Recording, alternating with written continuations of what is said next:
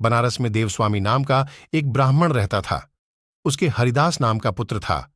हरिदास की बड़ी सुंदर पत्नी थी। नाम था लावण्यवती। एक दिन वे महल के ऊपर छत पर सो रहे थे कि आधी रात के समय एक गंधर्व कुमार आकाश में घूमता हुआ उधर से निकला। वह लावण्यवती के रूप पर मुग्ध होकर उसे उड़ाकर ले गया। जागने पर हरिदास ने देखा कि उसकी स्त्री नहीं है तो उसे बड़ा दुख हुआ और वह मरने के लिए तैयार हो गया।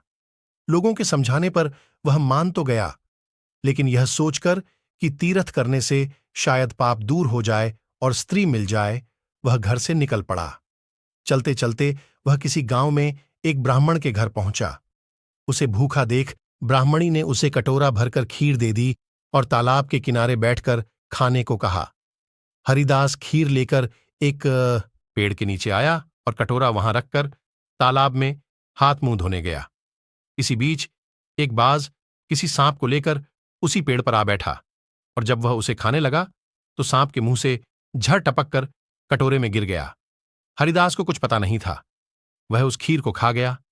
जहर का असर होने पर वह तड़पने लगा और दौड़ा दौड़ा ब्राह्मणी के पास आकर बोला, तूने मुझे जहर दे दिया। इतना कहने के बाद हरिदास मर गया। पति ने यह देखा तो ब्राह्मणी को ब्रह्मघातिनी कहकर घर से निकाल दिया। इतना कहकर बेताल बोला, राजन, बताओ कि सांप, बाज और ब्राह्मणी, इन तीनों में अपराधी कौन है? राजा ने कहा, कोई नहीं। सांप तो इसलिए नहीं क्योंकि वह शत्रु के वश में था। बाज इसलिए नहीं कि वह भूखा था। जो उसे मिल गया उसी को वह खाने लगा। ब्राह्मणी इसलिए नहीं कि उसने अपना धर्म समझकर उसे खीर दी थी और अच्छी दी थी। जो इन तीनों में से किसी को दोषी कहेगा वह स्वयं दोषी होगा। इसलिए अपराधी ब्राह्मणी का पति था, जिसने बिना विचारे ब्राह्मणी को घर से निकाल दिया। इतना सुनकर बेताल फिर पेड़ पर जा लटका और राजा को वहां जाकर उसे लाना पड़ा। बेताल ने चलते चलते नई कहानी सुनाई